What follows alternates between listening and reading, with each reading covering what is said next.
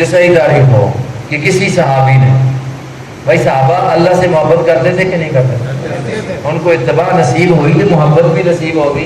رب نے کہہ دیا میں ان سے راضی ہو گیا ہوں اس لیے میں ان سے محبت کرتا ہوں، یہ مجھ سے محبت کرتے ہیں، یہ مجھ سے راضی ہو گئے ہیں. قرآن جہاں اٹھاؤ جس صفحے پر دیکھو تو رضی اللہ عنہ ورضوا عنہ کی صدائیں آتی ہیں، اور وہاں اللہ بتاتا ہے کہ میں اپنے نبی کے یاروں سے میں راضی ہوں، مجھ سے راضی، اس لیے کہ انہوں نے مجھ سے محبت کی، میں نے ان سے محبت کی، راضی ہو گئے ایک دوسرے سے. لیکن آپ دیکھیں صحابہ حجر اسود کا بوسہ دیتے ہیں، حجر اسود کو چومتے ہیں، کس کی اتباع میں؟ لیکن کبھی یہ دیکھا ہو کسی صحابی نے آ کر محمد کی قبر کو چوما ہو، محمد کی قبر کا بوسہ لیا ہو؟ حدیث یہ تو بتلاتی ہے کہ حجر اسود کا بوسہ لے رہے ہیں. عمر کھڑے ہو کر مسئلہ تو بتلا رہے ہیں کہ اس لیے نہیں چومتے کہ تجھے نفع نقصان کا مالک سمجھتے ہیں. نفع نقصان کا مالک تو کون ہے؟ اللہ کی ذات ہے. تجھے اس لیے چومتے ہیں کہ نبی کو چومتے دیکھا ہے، نبی کی اتباع میں چومتے ہیں. میرے دوستو محمد کی قبر سے کسی کی اعلیٰ قبر ہو سکتی ہے؟ جی نبی کی قبر سے کسی کی اعلیٰ قبر ہو سکتی ہے؟ کسی صحابی سے کوئی بتا کر دکھاؤ کہ نبی کی قبر کو کسی نے چوما ہو. اگر یہ اتباع نبوی ہوتی تو یقیناً صحابہ چومتے.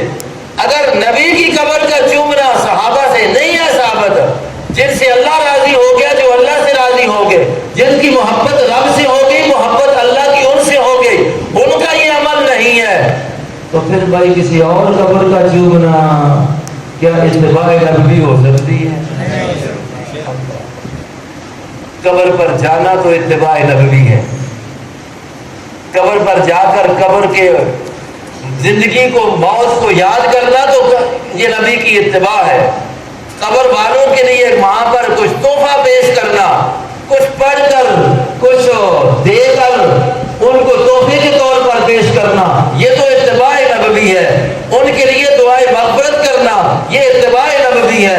روزانہ قبر پر جا اپنے باپ کی، اپنی ماں کی، اپنے دادا جان کی، اپنے کسی مطلب عزیز و اقارب کی، وہاں جا کر اس کے لیے بھی دعائیں مغفرت کر، اپنے لیے بھی دعائیں مغفرت کر، اس کے لیے بھی ہدیہ پیش کر، اپنے لیے بھی رب ذوالجلال سے مانگ. یہ اتباع نبوی میں ہے، اس پر اللہ ثواب دیتا جائے گا. لیکن جب وہاں تو جا کر چومنا شروع کر دے گا، وہاں جا کر اس کو نہیں چوما، اس کے اوپر سے پتھر کو اٹھا کر چومنا شروع کر دے گا، اس کے اوپر سے پتھر کو اٹھا کر اپنے اوپر ملنا شروع کر دے گا، یہ اتباع نبوی نہیں ہے.